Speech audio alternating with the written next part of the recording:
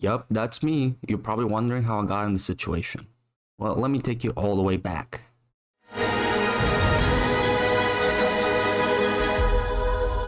Hi everyone, my name's King Rico, and today I want to talk to you about my experience at the 2025 Milwaukee Regionals and how the heck did I go 4-4 with the hardest schedule out of anyone at the competition. Now what that means exactly is that my opponent win percentage was the highest out of anyone in the competition with the 76%, which is nuts. And I'm gonna walk you through my day and basically how I got there. All of this started a week prior to the tournament when I wasn't even signed up to go yet. Pretty much I was hanging out with two friends I haven't seen in a bit, and they informed me that they're gonna be there at the tournament doing different DCG local events. And in that moment, I was kind of debating whether to go or not to go, and pretty much I put off preparing for so long I decided not to.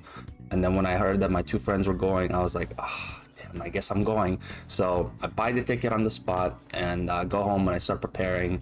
I put together a team and I'll talk about the team in a second. But pretty much that's how I started preparing for the tournament a week in advance. I get to the actual day of the tournament, feeling pretty good. And I have my first game and it goes pretty well. Go 2-1, getting me a win. It's a good start. Everybody likes to start out with a win. And then I have my second game, and that one's a lot more difficult to me, but I still come out on top, and I was like, okay, cool. And then I have my third game, and at this point, like I'm on a good winning streak, and I go through my third game, I win again. I was like, awesome. And then I go back to my friends and like we're kind of like talking. It's like, hey, this is really cool, like you just like beat a regional champion, Zhe Zhang, who won the Milwaukee Regional Championship like 2 years ago or 3 years ago, 2022, I believe. I was like, oh wow, that's really cool. I can't believe I did it. Yeah, no wonder that second game was that hard. And it was also really funny that we're just like talking about other like people who are like really good, who might be present at the championship. And we're talking about how like we heard rumors of Wolfe Glick being there. And I was like, wow, that'd be really cool if I got to like go and meet Wolf, because I've never done that before. Look up to the guy, makes up really good videos, and obviously he's the GOAT of Pokemon. So I was like, oh cool, that'd be really cool. And then I check my next opponent. I like look at my phone, look at the Arcanine website, and I see my name versus Wolfe Glick. And my jaw is just on the floor. I'm just like, no way. It's like I was just talking about him. I'm about to meet Wolfe Glick, so that was really cool. I talked to my friends, really excited about it. I go up, just say hi, whatever, make a joke or whatever. And then game one, get absolutely demolished. No surprise there for me. And then game two, I have one of the most embarrassing tournament things happen to me, where I was basically like really rushed. Like obviously, like I'm playing with Wolf, I'm hella nervous. Like I'm just way in over my head trying to account for like every play he could make, and he's just there chilling. He's just like I'm not gonna say he doesn't care, but like he's pretty like locked in, like he's making his plays, like making good solid plays, and I'm just there like panicking. So game two, I make a play, and I believe what it was is that I had an Indeedee in the back, I had a Tornadus, and he had a Lunala up, and I clicked taunt on his Lunala, and then I'm like, the clock is running out. I have like 3 seconds, and for my second play, I'm just like, oh, I'm gonna switch in like Indeedee, and then once I click okay, and I lock in that move, I realized what I did, and I like, this is exactly what I do. I put my hands in my face and like lean back, and because of that, I had headphones. They're connected to the switch, and because I did that, it pulled on the switch just enough to cause a DC.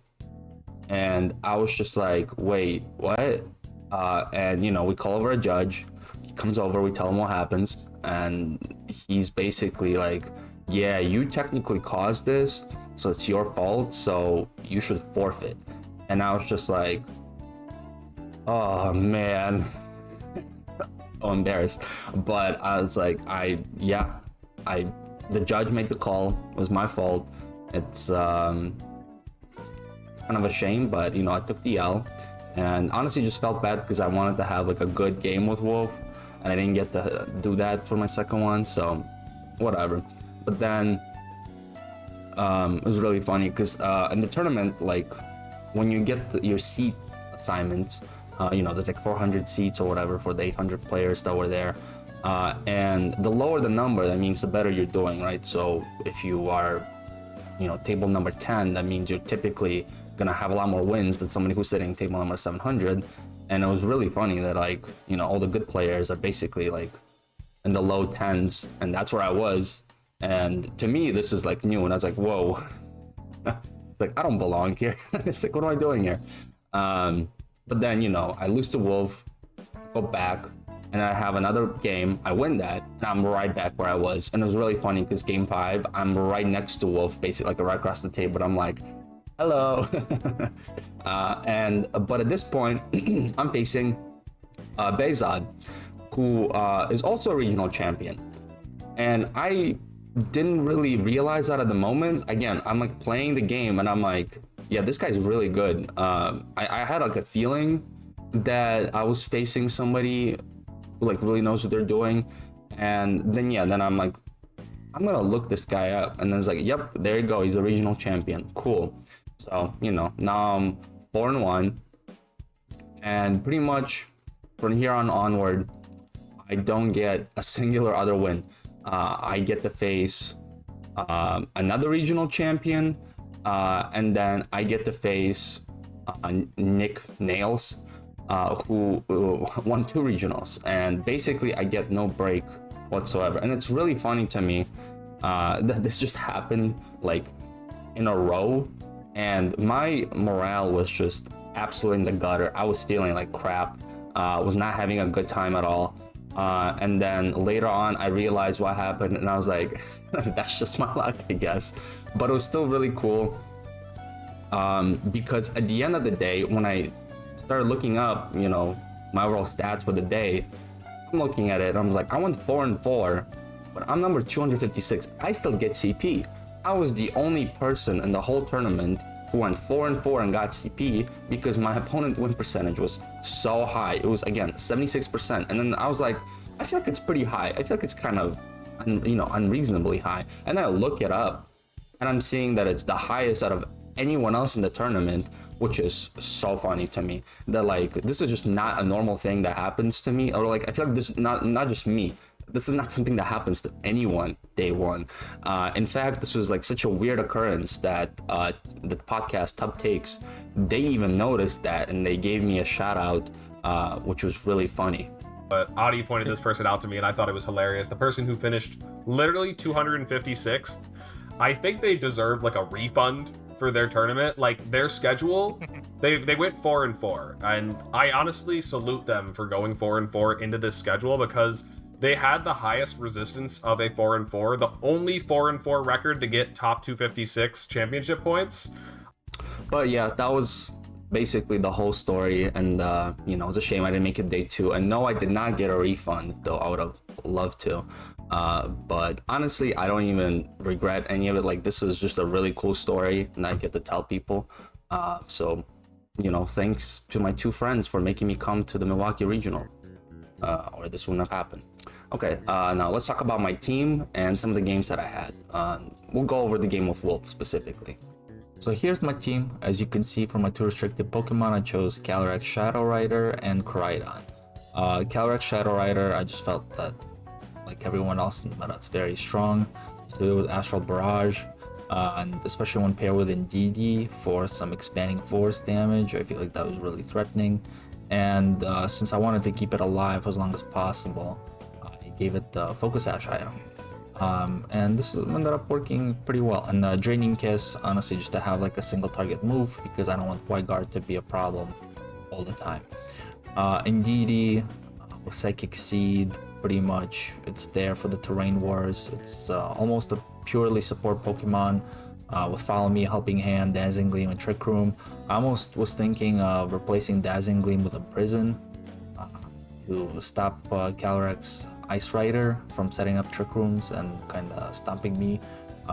Frankly, that was one of my biggest problems at Milwaukee, is that every time I faced the Calyrex Ice Rider, I basically lost. Like, I'm not gonna say on the spot, but it was very hard to position myself, because my thought would be that I would have the trick room, and then, you know, I would predict when they click trick room, and then I would do trick room and then negate it. But that was very difficult to do, almost never succeeded. So yeah, maybe disable would have been better here. Then there's Tornados with a pretty typical set. I mostly just wanted him for speed control and taunt.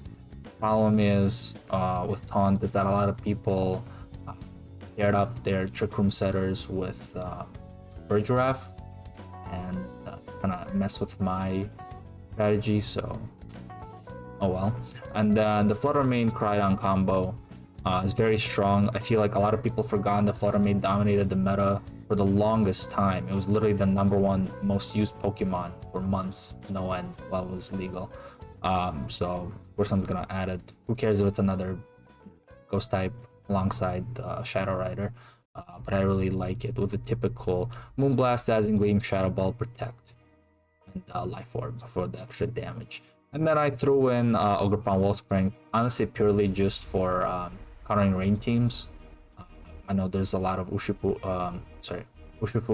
Rapid Strike, and that I didn't really want to deal with that. And when I was trying this team on a ladder, I felt like the best way to deal with it was just to predict the switch in, which I was able to do almost every time. Like, it's pretty obvious that they're gonna click Surging Strikes, because it's either Scarfed or actually most of the time it's just Scarfed. So once they locked in, it's like, what gonna do, man? And then I can follow me or whatever, and like the thing's doing nothing. So yeah, so this is my team. Okay, so here's my game with Wolfe. He started with Incineroar Lunala, I started with Calyrex and Indeedee. I think my idea here, actually I'll give it a second. My idea here was that I thought that he's going to Trick Room with Lunala. And I thought it'd be really cool if I predict that and I also click Trick Room. Now, I basically thought that if I predict that, this is going to be incredible, and it's going to be like the most hype Pokemon moment for me, like ever. And if I set up Trick Room for Wolfe, well, I was probably going to lose anyways. So let's see kind of what happens. And then yeah, with Calyrex, I just do an Astral Barrage. I don't really know what else to do. He pretty much kills Calyrex, and then I set up... Yeah, so you could probably tell that things are not gonna go well for me from this point onward. And at this point, it really doesn't matter because he just knocks off. I asked for Barrage again. I'm pretty sure that Raging Bolt had an Assault Vest, so I knew I wasn't gonna deal much damage. I thought about maybe doing a Draining Kiss or Expanding Force, but Expanding Force wouldn't have done much damage to Raging Bolt anyways. And I just thought, yeah, basically kind of gave up. I was like, I don't even know what the best play is anymore. Yeah, then I do a Protect. He just kills my Indeedee. And then he's gonna spam Snarl. Now with our, my Call Compulse, my Crydon, I have a better chance here. Yeah, I predicted the Dragon Pulse, kind of made sense. I just want to get rid of Incineroar because it's the quickest thing. But then, yeah, I have my Flutter Mane. I think I double Protect here because I just want to get past Trick Room. And like, that makes sense. Like he does some normal attacks. And yeah, he Thunderclaps, just kills that. Predicted the Shadow Ball, Terra Fairies, Trick Rooms again, and like it's just so over. And then I just gave up. There's nothing I can do. Yeah, so that was my very exciting game with Wolfe. Okay, I know that game with Wolfe was bad, so to show off I'm not a complete idiot, here's my first game with the Zhe. It started off with me bringing out Crydon and Flutter Mane, and he brought a Zamazenta Grimmsnarl. Pretty much my thought was that since he's gonna have Miraidon, it's better to keep Indeedee in the back, and my preferred partner for Indeedee is Calyrex Shadow Rider, so I kind of like the two pairs going side by side. And since this was game number 1, I was not really sure what he's gonna bring, so I was like, well, just throw a pair at him, see what happens. And then right away, this is all the setup. He fakes out Koraidon. I do a Moonblast, and then he immediately kills my Fluttermane. It was like, ooh, you know, terrible start for me, but you know, I'm bringing my Calyrex, and right away we make some cool predictions here. So I was kind of thinking he was gonna do Light Screen. That's a pretty normal play for Grimmsnarl, and I didn't think he was gonna Wide Guard with his Amazenta. Or sorry, I did think that he's gonna Wide Guard, so just to make sure that I can like kill his Grimmsnarl or, you know, deal a lot of damage to it, I put Draining Kiss into it, and I believe with my Koraidon I just tried to deal some damage to Amazenta, because the Collision Course would have killed, so I basically was thinking that if he Wide Guards, the thing just dies. This would be really good. But he protected instead, so that kind of threw around my plan. Next, he Thunder Waves, good way to get speed control. And now I don't think he Wide Guards. And I believe the interaction is if you successfully protected and then you try to Wide Guard will fail because it counts as a double protect. So actually, I don't think it was even possible for him. Like he should have known that. He probably knew that. So it's like 100% chance that he's not gonna click Wide Guard. So I was like, Astral Barrage, you know, and they click the button that wins the game, even though it didn't win the game here. And then he Heavy Slams my Calyrex, I Collision Course, and at this point, I just want to get rid of the Grimmsnarl, which like at this point, my Calyrex still outspeeds his Amazenta, so now I have the speed advantage, so I'm not too worried about that. So I think it's better to get rid of his support Pokemon in that situation, pretty much. And then I see what I'm facing down, and I'm pretty much thinking that he is gonna prioritize to, you know, kill Calyrex, and protect. He Wide Guards and Volt Switches, and then I just kill his Amazenta for free. So yeah, so that play basically relied on the fact that 1, he's gonna target Calyrex, and 2, he's gonna Wide Guard, because if he did something with Amazenta, you know, it could have been more trouble for me, but it wasn't, so that was pretty good. Okay, and now he's locked into Volt Switch. This is incredible for me. It's not that strong of a move, can't switch to anything. And since he doesn't have anything in the back, he can't reset the terrain. So I'm like, oh, awesome. He just brought in Champao, that's his last Pokemon. It has Sucker Punch, so this is the perfect time to set up my terrain. So that's basically what I do here. I bring in Indeedee, and I click Astral Barrage again, you know, do some chip damage, and it was pretty obvious that he's just gonna kill my Calyrex, so I had to deal with that. Okay, then he Icicle Crashes. Now the crit didn't happen in the game. This just happened in the showdown game, and this kind of changed something in a second. I'll show it off. So I bring back Koraidon, and my only real play here is both of his Pokemon outspeed both of my Pokemon, but I have one more trick up my sleeve. I have Trick Room and Indeedee. And in this situation, actually, what he did, as I protected, he Volt Switched into the Indeedee, but because there was no crit, that actually did so little damage, it didn't kill. I think it literally left the Indeedee with like 2% health or something ridiculously low like that. So I want to clarify, he didn't double into my Koraidon. It's Miraidon did a Volt Switch into Indeedee, but did not kill. I just didn't want to do that here because I was pretty sure that would in this situation. And then he attacked with Champao into Koraidon. And then I set up Trick Room. because that's honestly my only win condition. I think he misplayed there a little bit. I think he should have swapped the order, because we're both down to our last two Pokemon. Koraidon can't really deal with these two that much. I mean, I know that he has like Throat Chop on Chien-Pao, and you know, the Volt Switch is not that helpful, but you know, with the Terrafire, like he obviously predicts that. Like, or he knows it's gonna happen, so he knows it's not just a slam dunk. But I think it would have been better to get rid of the Indeedee first, because now what happens is I just collision course into Chien-Pao, and this is another misplay. Maybe I would say, actually I'm not too sure, because I think in this situation, since Miraidon is locked into Volt Switch, he's never gonna protect. I could just kill it for free in this situation. His only out is the Paralyze doesn't take effect. And if it, if the paralysis, you know, uses up my turn. But if he clicked protect there, then he would have killed my Indeedee, and maybe he would have had a chance. Because, you know, the Volt Switch now definitely kills.